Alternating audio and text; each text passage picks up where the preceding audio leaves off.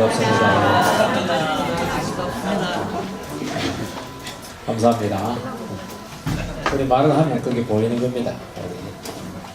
기도하겠습니다. 하나님 감사드립니다. 참 2014년 두 달을 앞두고 또 이렇게 예배드리며 또 후반기 많은 일들 가운데서도 하나님 또 우리가 끝까지 믿음으로 참 유정의 미를 잘 거둘 수 있게 해주시고 또 우리가 작년 산부를 통해서 받은 그 수많은 은혜들이 또 우리 심령 가운데 열매로 잘 나타날 수 있도록 하나님 도와주시고 참 어렵고 힘든 이 진리의 말씀이지만은 이 말씀 속에 생명이 있음을 고백하면서 믿음으로 반응할 때 우리가 살고 가정이 살고 교회가 살고 이 나라가 살 것을 믿습니다. 우리 한 사람이 정말 주님 안에서 은혜 받은 자로서 잘 자리매김하게 하여 주시옵소서. 예수님 이름으로 기도하옵나이다. 아멘. 마태복음 5장 9절입니다. 마태복음 5장 9절. 마태복음 5장 9절입니다.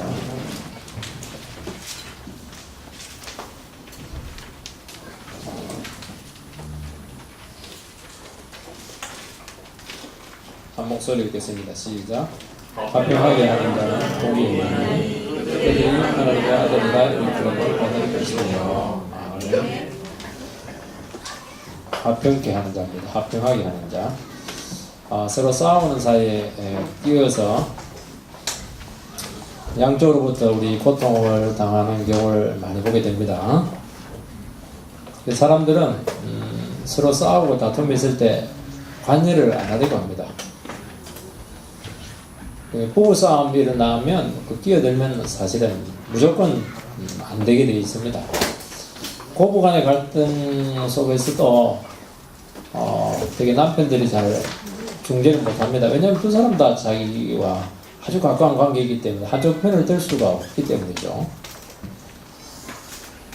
경찰들이 제일 난감한 게 뭐냐니까 부부싸움 했을 때 갑자기 이제 출동을 하게 되는데 굉장히 당황스럽다고 그래요. 한쪽 편을 들 수도 없고. 중재자라고 하는 것은 양쪽을 다 고려를 해야 된다는 것이거든요. 그러니까 어느 한쪽도 이게 편을 들 수가 없습니다. 참 어렵습니다. 되게 이제 갈등이나 분쟁이 일어나면 되게 그 쌍방이 다 문제가 다 있기 때문입니다. 그래서 이 분쟁을 이제 바로 잡으려면 중재자가 편견이 없어야 되고 공평하고 또 신뢰를 줘야 됩니다.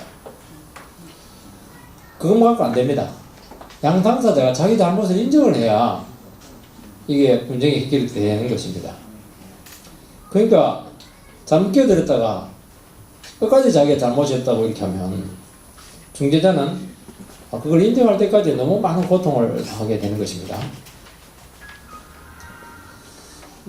그렇지만 오늘 말씀을 보면 하나님의 자녀는 화평케 하는 자다.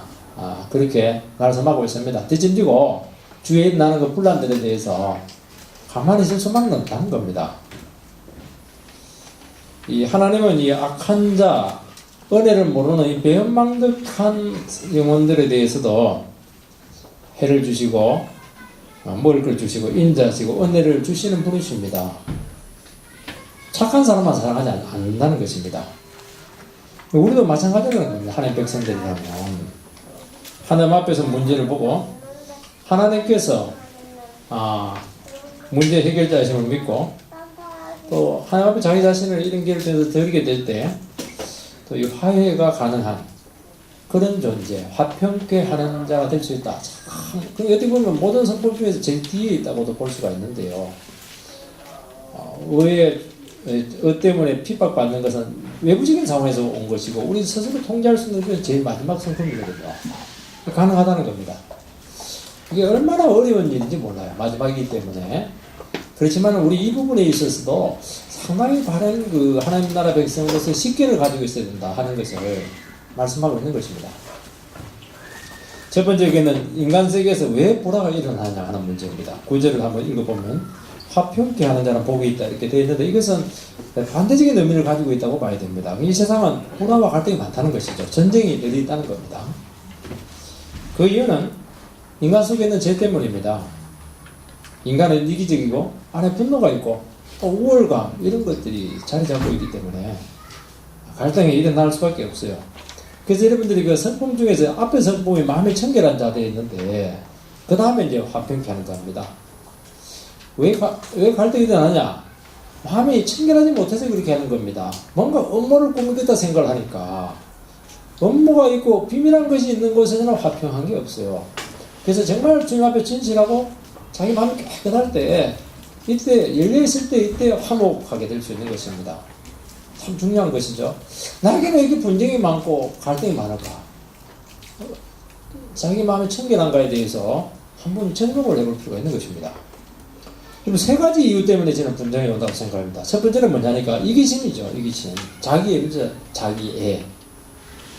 그래서 인간의 원죄를 하나님과 같이 데리고 하는 교만으로도 보기도 하지만 뒤집어서 얘기하면 자기애다. 자기애.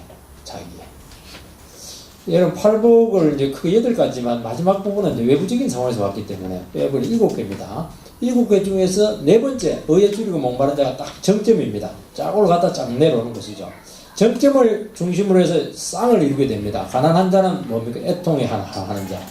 그 다음에 긍휼히 여기는 자. 애통에 하는 자는 청결한 자. 온유한 자는 쌍을 이루는 게 뭐냐니까 오늘 말씀드린 화평케 하는 자입니다. 온유한 자가 뭐냐니까 온유한 자는 자기가 없는 사람이 온유한 사람입니다. 자기의 자기 중심성이 해결된 사람만이 온유해질 수가 있어요.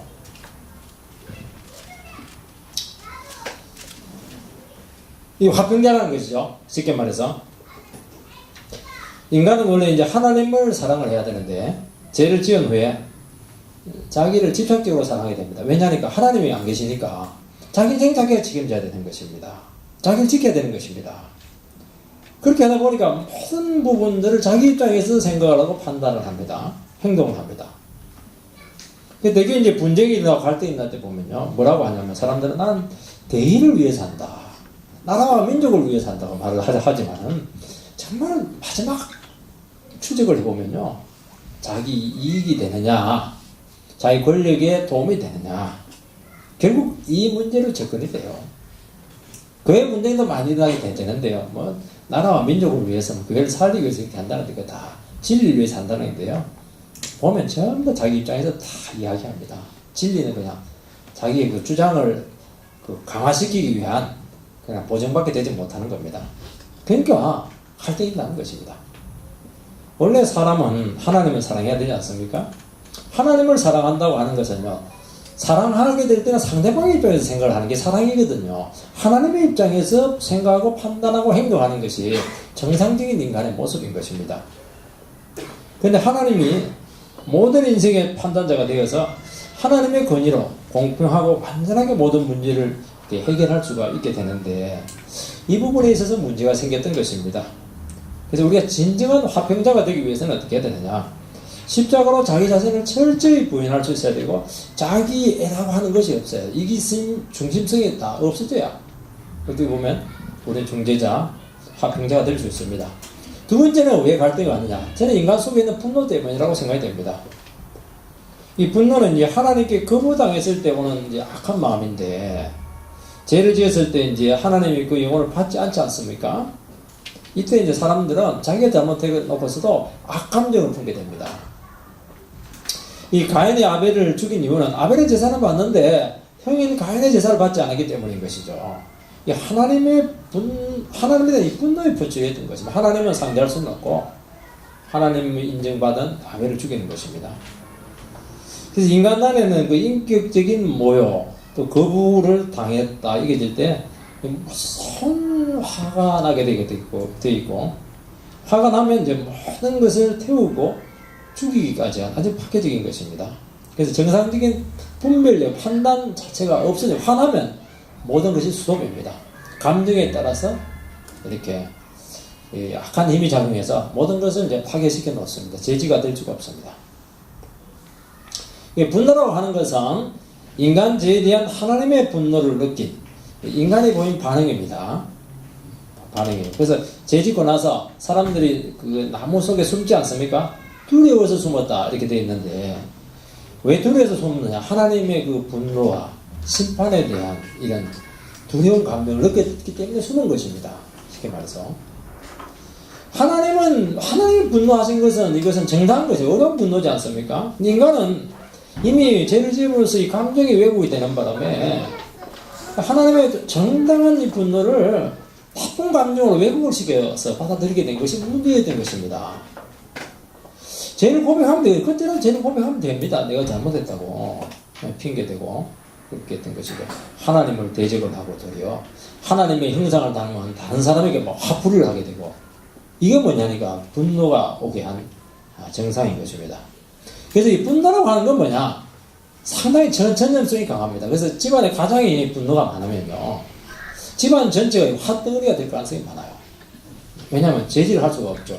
이게 아내는 한이 맺혀 있고, 자녀들은 막 속으로 복수심을 불태우고, 전 집안이 우울적으로 막 고통당하기도 하고, 자산 충동도 쉽게 느끼게 되기 때문에. 그래서 이것을 보면서, 저주의 대물림이 있는 게 아닌가, 그렇게 생각하는데, 저주의 대물림이 아니고, 이 분노가 확 차서 그렇게 해요. 그렇게 전염성이 무서운 겁니다. 이 범죄를 하면 죄책감이 생기거든요. 죄책감이 생기면 이제 반항심이 생깁니다. 반항심은 더 큰 범죄로 나가는 것이죠. 이게 이제 사슬을 이루게 되는데, 이 죄의 사슬이 되게 되는데, 한번 이게 생겨지면 이게 끊을 수가 없습니다. 죄책감이 무서운 것 같아요. 죄책감. 죄를 지었으면 고백을 하면 되는데, 사람들이 이것을 인정을 잘 하지 않아요. 죄 지은 사람들이. 그래서 막 자기 양심을 자꾸 억압을 하게 되고, 죄 지을 수밖에 없는 합리화를 시키기도 하고, 어쩔 수 없었다 그렇게 하죠. 그리고 다른 사람에게 자기 죄를 투사해서 비난하고 막 화를 내는 것입니다. 죄책감이 처리가, 그게 제가 그게 무서운 거예요. 제가 처리가 안 되니까 이게 자기를 죽이고, 그리고 다른 사람을 죽이고, 막 합리화를 시키고 온갖 거짓들이 다 난무하게 됐던 것입니다. 제가 그리 무서운 것이죠. 그래서 인간의 죄가 해결되지 않는 상태에서는 진정한 화해는 절대로 오지 않는다는 것입니다. 그래서 하나님께서는 이 모든 죄에 대한 분노와 심판을 아들에게 다 퍼부으시고 죄인들을 용서하고 받아줬습니다. 이것만이 우리의 분노의 문제를 완전히 처리할 수가 있는 것입니다. 그것을 분노의 사슬이 끊어지게 되었던 것이죠. 그래서 진정한 화평자는 어떤 사람이냐, 자기 자신이 먼저 하나님 앞에 용서받아야 돼요. 그리고 내가 하나님 앞에 있는 그대로 받아들여지게 되는 용납의 과정을 체험한 사람만이 진정한 화평자로서 세워지게 된다 하는 것을 말씀하고 있는 것입니다. 세 번째는 왜 우리 상황 가운데 갈등과 분쟁이 생기느냐, 우월감 때문이라고 생각이 됩니다. 아까도 얘기한 것처럼, 위에도 얘기했던 것처럼 인간의 원죄 중에서 하나님과 같이 데리고 하는 교만의 그 원인이 있다고 말씀했습니다. 하나님보다 우월해지려고 하는 게 인간의 마음입니다.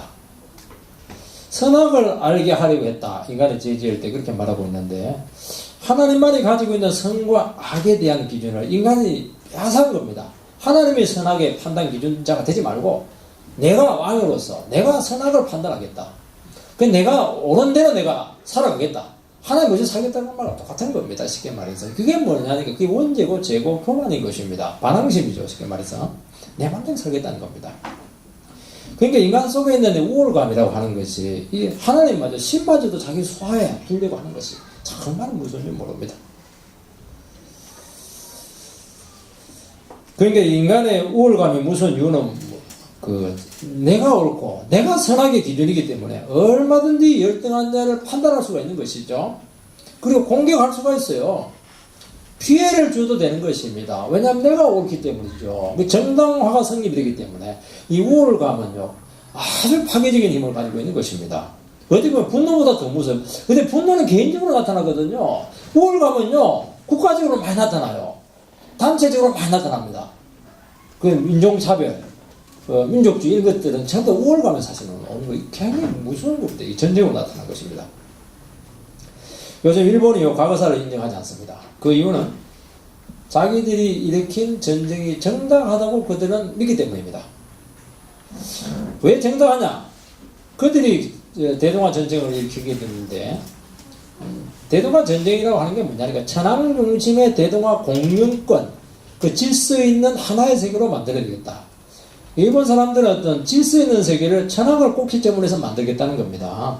그게 이제 이상사회 구현이다. 그걸 실현시키려고 했던 것입니다. 주위 나라들에게.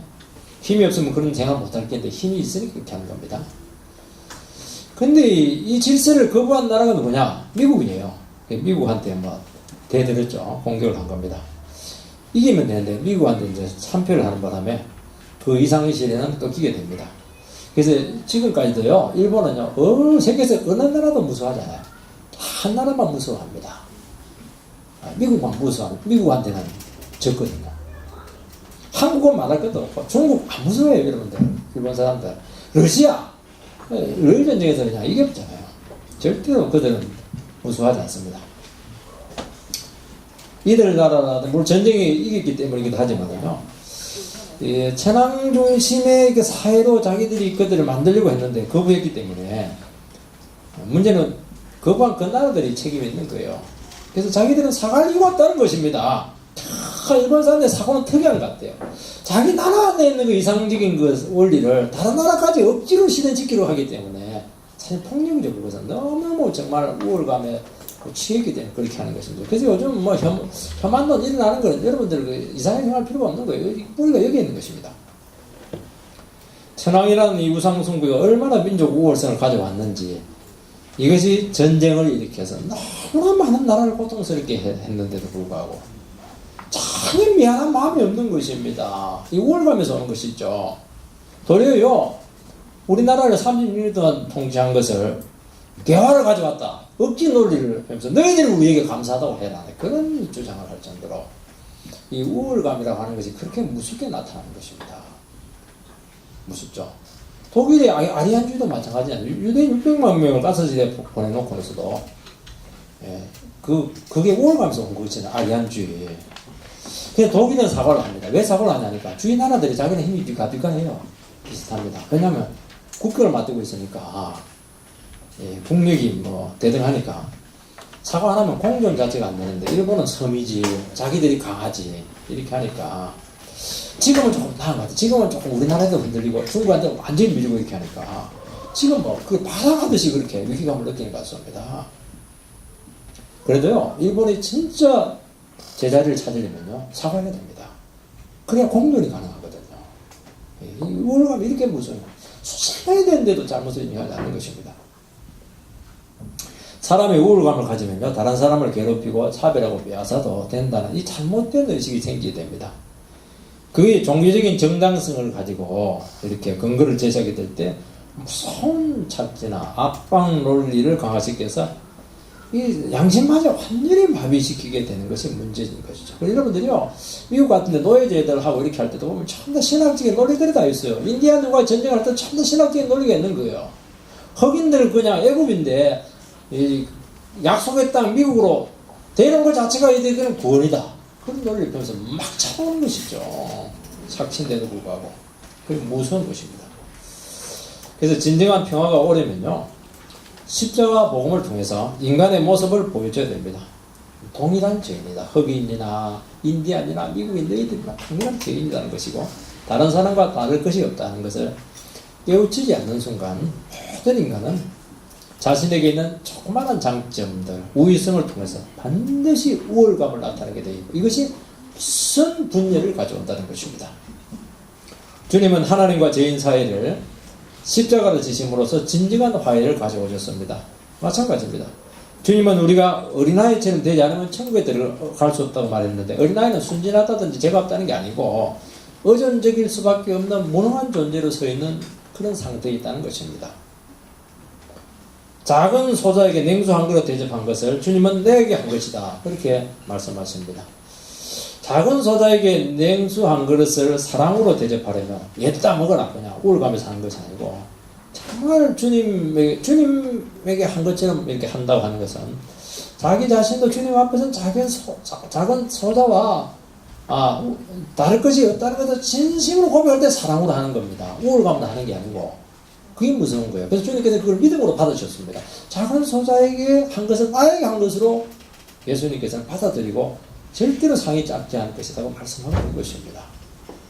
이것은 자신이 오직 주님 앞에 죄인이고 다른 사람보다 나을 것이 조금도 없다 하는 것을 고백할 때 이 우월감은 해소가 되는 것입니다.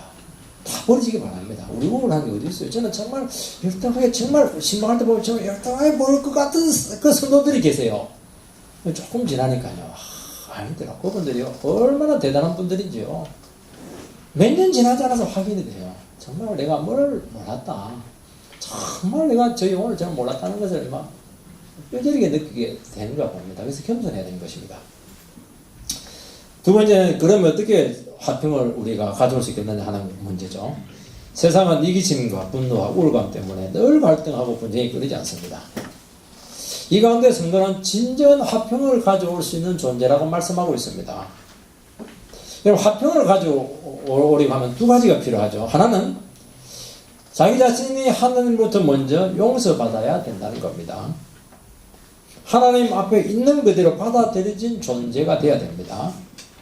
그리고 하나님 앞에서 진정한 화평을 자기 자신이 누리고 있어야 되는 것입니다. 이것이 화평자가 될 수 있는 제일 요건이라는 것이고, 그리고 난 후에 두 번째는 이런 화평을 주위에 있는 불안한 곳으로 가져가서 적극적으로 화평을 이룰 수 있는 이 두 가지 속성을 가지고 있어야 가능한 것인데, 참 어려운 문제입니다. 사람이 불화하고 싸우는 이유는 억울한 일을 당했기 때문이고, 모함과 불의와 인격 모독과 부당한 손해를 보았기 때문에 불화하는 것입니다. 자기 인생을 망가뜨린 존재에게 대해서 막 화를 내고 싶고 복수를 하려고 하는 것입니다. 사람들은 틈만 나면 이간질 시키고 다른 사람을 비난하고 화벌을 조성하고 미움을 자꾸 키우고 있습니다. 모든 것이 못마땅하고 상처를 깊이 주고받는 그런 상태에 있습니다. 이런 사회 가운데, 이런 상황 가운데 하나님의 백성들은 정말 진정한 화평자로서 피스메이커로서 서야 된다는 것을 말씀하고 있습니다. 세상은 이걸 할 수가 없어요. 왜냐하면 이 두 가지 요건이 성립이 되질 않습니다. 하나님께 용서를 받지 못했기 때문이죠. 불가능해요. 여러분, 국가 간의 분쟁이나 개인과 단체 간의 분쟁이 터지면요, 그래서 어떻게 하느냐, 진정한 화해는 없습니다. 중재해요, 중재. 미국 대통령이 팔레스타인하고 이스라엘과 잠시 중재하는 것이, 화해는 없어요. 이 세상에는 화해는 없습니다. 그냥 어느 수준에서 적당하게 봉합을 하는 것이지, 분쟁의 불씨는 항상 남아있고 조금 변수가 달라지면 바로 전쟁입니다. 이걸 이야기하는 것이 아닙니다. 성경에서는 성경에서 화평이라고 하는 중재가 아니고 진정한 화목, 근원적인 화해가 가능하고, 그것을 우리는 위해서 기도하고 노력해야 된다는 겁니다. 하나님 안에서, 십자가 화목 안에서만 가능하다는 것입니다. 저는 그 진정한 화평자에게 가장 중요한 것은 자신이 분쟁의 당사자가 되지 않아야 된다는 겁니다. 성도는 무슨 일이 있어도 분쟁하지 않아야 되고 난리를 일으켜서는 안 되는 겁니다. 그래서 일단은 분쟁을 일으키는 사람은 자기를 믿어내야 안 되는 겁니다. 오늘 교회마다 싸우는 것은 정말 진정한 화평이 무엇인지 모르고 있는 증거고, 그런 교회가 무슨 사회와 민족을 위해서 뭔가를 할 수 있겠습니까? 말이 성립이 안 되는 겁니다. 메시지를 줄 수가 없어요. 여러분, 예수님처럼 억울한 일 당하신 분이 누구십니까? 온갖 모욕과 중상을 당했지만 예수님은 절대 개인적인 이유로 반격하지 않습니다. 억울하게 십자가에 달린 중에서도 그 죄인들을 해서 막 저주를 하거나 분쟁하지 않고 그들을 위해서 기도하셨습니다. 그 이유는 이분은 진정한 평화의 사자로 이 땅에 오셨기 때문입니다. 주님은 죄인들의 화평을 위해서라면 모든 것을 희생할 수 있었습니다. 이것이 진정한 화평이 얼마나 어렵고 얼마나 많은 그 희생이 요구되는가 하는 것을 예수님께서 아셨기 때문입니다. 동시에 어떤 상황에서도 우리는 문제를 해결하고 또 화해가 가능하다는 것을 우리들을 통해서 보여주기를 주님께서는 원하시고 있다는 것입니다. 사람들은요, 갈등과 분쟁이 생기면 남의 일처럼 휘말리지 않으려고 합니다. 왜냐하니까 잘못하면 자기가 타겟이 될 수 있기 때문이죠. 대부분 타겟이 됩니다. 그래서 반대를 합니다. 이 분쟁을 한다고 하는 것은 양 당사자가 스스로 해결할 수 없는 심각한 갈등이 있었다는 것이고, 그게 오래되었다는 것이고, 이것은 인간의 힘으로 화해가 불가능하다는 것을 적나라하게 보여주는 증거입니다. 터진 거예요, 이게. 여러분, 그 시모하고 며느리가 이제 분쟁을 할 때가 있지 않습니까? 고부간의 갈등인데, 어머니의 아들이요, 아내의 남편은 분쟁에 휘말려 들려고 하지 않습니다. 왜냐하니까 둘 다 사랑하는 관계인데 분쟁을 조정하려고 하다 보면 결국에는 한쪽 편을 들 수도 있고, 중립하면 두 사람한테 다 욕들을 먹고, 한쪽 편을 들면 반대쪽에서 완전히 원수가 돼야 되는 것입니다. 이거는 본능적으로 하는 거예요. 그래서 본의 안에서 가만히 있는 것입니다. 그러면서 양쪽은 휘터지게 싸우면서 서로를 죽이고 고통을 당하는 것입니다. 왜냐하면 이게 얼마나 어렵고 이게 결코 간단하게 끝날 성질의 것이 아니기 때문에 그렇게 한다는 겁니다. 그런다고 해서 우리가 회피할 수 있느냐? 아들과 남편이. 그런다고 해서 회피가 안 되는 겁니다. 어쩔 수 없이 연루되게 되는 것입니다. 밤낮으로 부인이 와가지고 하소연하는데, 당신이 그렇게 있으면 이혼한다고, 집을 나가겠다, 그렇게 하니까 집을 나간다고 되는 것도 아니고 말이죠. 결국 이 진정한 천국 백성이라면 우리 주위에서 갈등과 분쟁이 일어나게 될 때 편안하고 뒷짐지고 그렇게 있을 수 있느냐? 그게 불가능하다는 것입니다. 어쩔 수 없이 연루될 수밖에 없는 상황이 너무 많다는 것이죠. 예를 들어 보겠습니다. 참 저와 막역한 친구가 있습니다. 또 나의 사랑하는 후배가 있어요. 친구와 후배가 지금 이렇게 폭력을 휘둘렀습니다. 친구가 막 후배를 막 때렸습니다. 친구는 나에게 와서 뭐라고 합니까? 그 후배 그거 말이야, 그 위안에도 없고 맞을 짓을 했다고. 그래서 내가 손 좀 맞았다고. 후배는 억울한 거예요, 이게. 선배가 너무 권위적으로 얘기했기 때문에 제가 말을 안 들었다는 것이죠. 그리고 맞았어요. 법적인 책임이 벌써 생기는 거 아닙니까? 그 후배는 억울하다고, 뭐 고소를 내가 하겠다고 이렇게 하는 겁니다. 그것도 나한테 이야기하는 거예요, 이게. 어떻게 해야 되느냐 하는 문제죠. 내 일이 아니기 때문에 뒷짐지고 있을 수 있겠어요? 두 사람 다 망하는데 한 사람 감옥 들어가고 한 사람은 인생 끝나는 건데, 친구는 내 편을 들어달라고 그러고 후배는 억울하다고 그러고.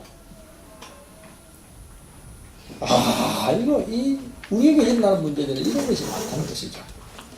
이때 나만 살자고 도망갈 수 있느냐? 없죠. 신앙 양심상 후배도 잘못이 있지만 근본적으로는 친구가 때린 것이 지금 문제인 것입니다. 양 당사자가 서로 자기 편에 되어달라고 힘이 되려고 하거나 당한 사정을 잘 이야기하는 것은 알게 모르게 내 자신을 화평의 사람으로 그들이 인정하고 있다는 것을 이야기하는 것입니다. 주님께서 그렇게 나를 화평자로 그들 사이에 보낸 것이죠. 이것은 아무나 와가지고 하소연 안 하죠. 사람들이 어려움 딱 생기면요, 누구에게 가서 중재를 해야 될 것인가 하는 것을 금방 안 하는 거예요, 여기에. 한 관계도 요청도 안 했는데 가서 하면요, 주제 넘은 것이고, 안 되죠. 그렇지만 어쩔 수 없어서, 어쩔 수 없이 그 심각한 문제에 연루될 수가 있다는 것입니다. 이때는 주님을 대신해서 화평의 사자로 나서라는 겁니다. 주님 함께 하겠다는 것이죠. 그렇게 또 할 수가 있다는 겁니다. 여러분, 갈등 당사자를 화해시키고 화평하는 것이 얼마나 어렵습니까? 잘 지내세요. 왜 좀 싸우고 그러세요? 인생 그거 얼마 산다고 그렇게 하세요? 싸운다고 무슨 덕이 있겠어요? 그런다고 했는데 분쟁이 해결되겠습니까? 안 되죠. 이미 갈등이 있다는 것은 무조건 쌍방간의 잘못이 있는 것이고 경중의 차이가 있고 더 결정적인 죄와 더 근원적인 죄가 누구에게 있는지 이런 것들을 다 밝혀내야 되는 것입니다. 원인 제공자가 누군지, 그동안 어떻게 진행되어 왔는지 모든 것이 다 드러나야 하는 것입니다. 이 작업이 얼마나 힘들어요. 쌍방이 첨예하게 대립되어 있는데 한쪽 편을 들 수 있습니까? 드는 순간 그때부터는 더 무슨 이런 분쟁과 파열음이 나게 되어 있는 것입니다. 이 문제를 세상적인 판단 기준으로 접근한 순간 점점 문제는 꼬이게 되어서 나중에는 헤어나올 수 없는 심각한 갈등의 상황을 야기하게 되는 것입니다. 이때는 어떻게 해야 되느냐? 오직 화평에 보는 대신에 주님을 그 갈등 현장에 개입시킬 수밖에 없죠. 내가 못하는 문제지 않습니까? 그래서 진정한 화해는 인간적인 화해가 아니고 그것은 미봉책에 불과하기 때문에 그걸 써서는 안 되는 것이고 오직 그리스도 안에서만 가능하다는 것입니다. 그래서 쌍방 각자가 주님 안에서 진정한 화평의 관계로 돌아와야 된다는 것을 이것을 분명히 직시해야 됩니다. 그래서 눈에 보이는 드러나는 문제만 해결한다고 되는 것이 아니고 눈에 보이지 않는 이미 막 심각한 본질적인 문제들이 있다는 것을 그 숨어있는 것을 알아내야 되고 이 총체적인 그 상황들을 그려낼 수 있어야 되는데 이것은 하나님의 백성들은 이것을 해낼 수가 있다는 것입니다. 세상은 이 부분에 있어서 한계를 가지고 있어요. 전체 상황을 알 수도 없을 뿐 아니라 왜냐하면 인간의 근본적인 문제를 모르기 때문에 이게 파괴되질 않아요. 그러니까 진정한 화해가 없는 것입니다. 여러분 하나님과 우리를 화해시키기 위해서 주님이 육신 입고 오시고 십자가에 달리셨다는 것은 화해만큼 하나님께 어려운 문제도 없다는 것이고 우리에게도 마찬가지라는 겁니다. 영원한 원수관계를 끝내시고 이방인과도 화해시키게 했던 그 위대한 십자가 주님의 평화가 사실은 이루어낸 것 아닙니까? 이것을 위해서 주님이 찾아오셔서 막힌 어려운 문제, 근본적인 문제를 해결해서 가능했던 것입니다. 로마서 5장 1절에 보면 우리 주 예수 그리스도로 말미암아 하나님과 화평을 누리자. 이 화평을 우리의 것으로 만들어서 마음껏 사용해서 우리 주위에 하나님의 화평이 임하도록 할 수 있다는 것이고 그렇게 노력을 하라는 것입니다. 여러분 갈등이 있는 곳, 분열과 싸움이 있는 곳에서는요 두려움과 정죄와 온갖 고통이 있습니다. 그때 하나님의 자녀가 이 상황 속에서 하나님의 화평을 가져오게 하는 겁니다. 왜냐하면 이 문제는 나와 이미 연류가 되어 있고 주님의 나를 이곳에 화평의 사자로 보냈다는 것을 인정하라는 것입니다. 자꾸 발뺌을 하니까 문제가 어려워지는 거예요. 어차피 하나님께 보낸 것이면 화평의 사자로 보낸 것이니까 사명자가 되지 않습니다. 사명자예요. 여러분. 그리고 이 모든 문제가 나와 전혀 무관한 것이 아니라 내 책임이라는 것을 인정하는 자세가 필요한 것입니다. 왜냐하면 이게 왜 필요하냐니까 그때 진정한 기도가 나와요. 내 문제가 돼야 되거든요. 우리는. 그리고 그들의 문제를 내 문제와 해서 같이 고통을 할 수밖에 없고 같이 힘들어 할 수밖에 없고 그러면서 인내하면서 그곳에 주님의 화평이 임하도록 그냥 노력을 하는 것입니다. 이 방법 외에는 우리가 진정한 화평의 사자로 설 수 없는 것입니다. 그렇게 하니까 간단한 문제가 아니구나 호흡을 얘기하게 되고 스스로 문제를 속단하지 않게 되고 이 문제를 통해서 주님의 역사와 뜻을 소망하게 돼요. 나의 무력함을 느끼면서 주님 앞에 기도하는 것입니다. 그 순간 문제를 그 상황에서만 보는 것이 아니고 하나님의 관점에서 보게 되는 것입니다. 여러분 화평이 되려면요 쌍방간의 오해가 풀리고 그들 안에 있는 그 근본적인 문제가 인식이 되고 처방이 내려져야 진정한 화평이 오는 것이니까 사실은 영원히 화평이 안 되는 건 너무 많은 것 같아요. 이 부분에서 하나님의 자녀들은 결정적인 역할을 하게 된다는 것입니다.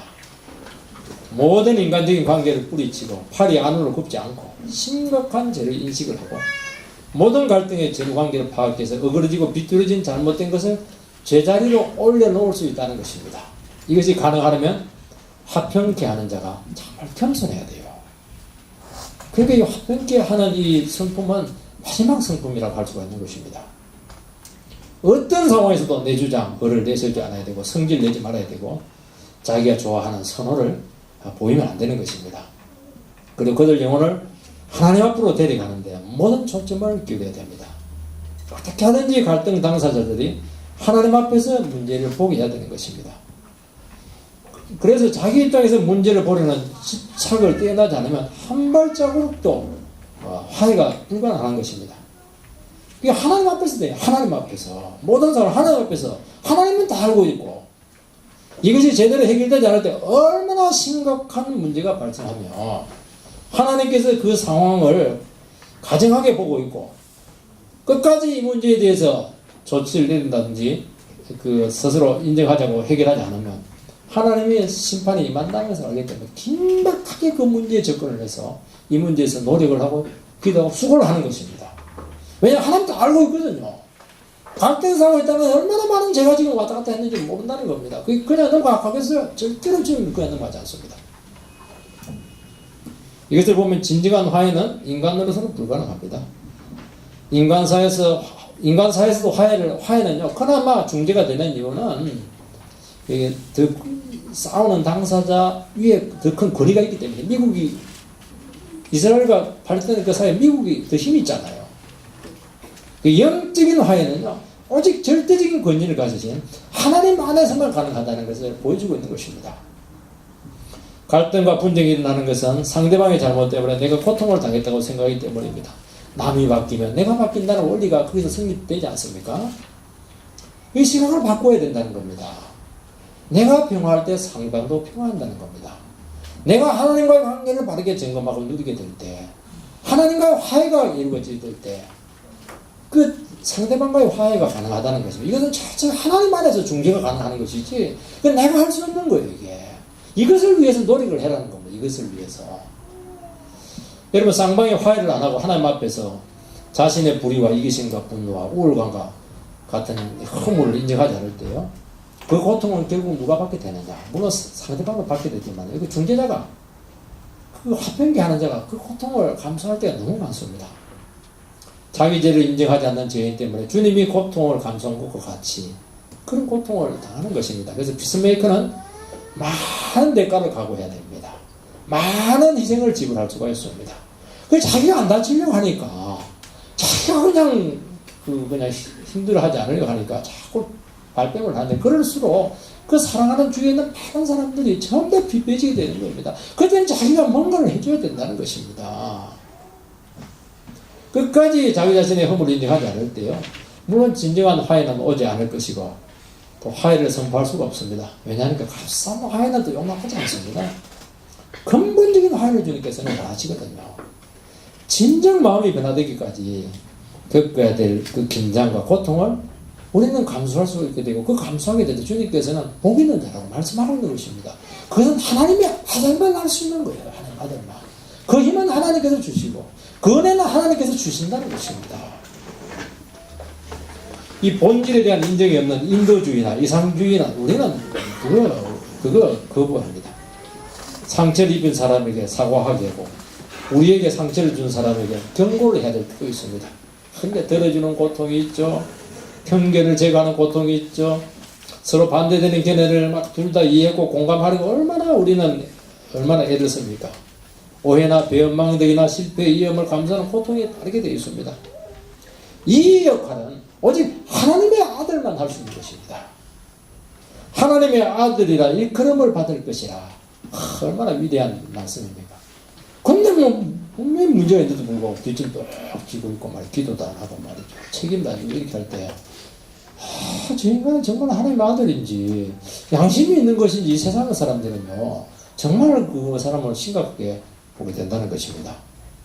하나님이 평화의 왕이 되십니다. 주님은 평화의 사자로 왔습니다. 자기를 낮추시고 주장하지 않으셨고, 권리나 체면을 내세우지 않았습니다. 주님이 가져오신 평화는 일시적인 위해관계의 조정이나 갈등을 봉합하는 것이 아닙니다. 막힌 담을 허물고 진정한 평화관계가 형성이 되어서 우리가 정말 온갖 좋은 것을 서로 나누고 의지하는 관계, 정말 주님께서 원래 가졌던 연합으로 우리를 맺도록 하기 위해서 그렇게 하는 것입니다. 그래서 안 믿는 사람 가운데서도 이 중재가 하게 될 때요, 그때 하나님의 강력한 은혜가 역사될 가능성이 너무 많습니다. 그 예수 믿는 사람이 많아지게 돼요. 그러면서요, 도리어 갈등 상황을 잘 극복해내려면요, 그게 막 천국이 형성되는 게 너무 많고요, 그게 얼마나 많은 축복이 가는지 모릅니다. 근데 그걸 뒷짐지고 있으면요, 그 지옥으로 바뀝니다. 그래서 우리는 우리에게 주어진 이 사명을 잘 감당해서 진정한 화평자로서의 그런 자리매김을 잘 감당하시는 우리 지지들이 되시기를 주님의 이름으로 축원드립니다. 우리 한번 기도하도록 하겠습니다. 참 우리 어려운 것인데, 참 우리 속에 우리는 정말 진정한 그 화평자로서의 자격을 가지고 있는가 하는 것을 좀 점검을 했으면 좋겠습니다. 그리고 우리 주위에 일어나는 그 모든 그 불화들, 분쟁들, 참 우리 수준에서 물론 책임은 우리가 질 수가 없습니다. 그렇지만은 주님께서 우리로 하여금 뭔가 역할이 있다고 말씀하고 있습니다. 그걸 잘 인식해서 주님 앞에 우리가 좀 이 문제를 털어놓고 강구하는 그런 시간을 가지겠습니다. 기도하겠습니다.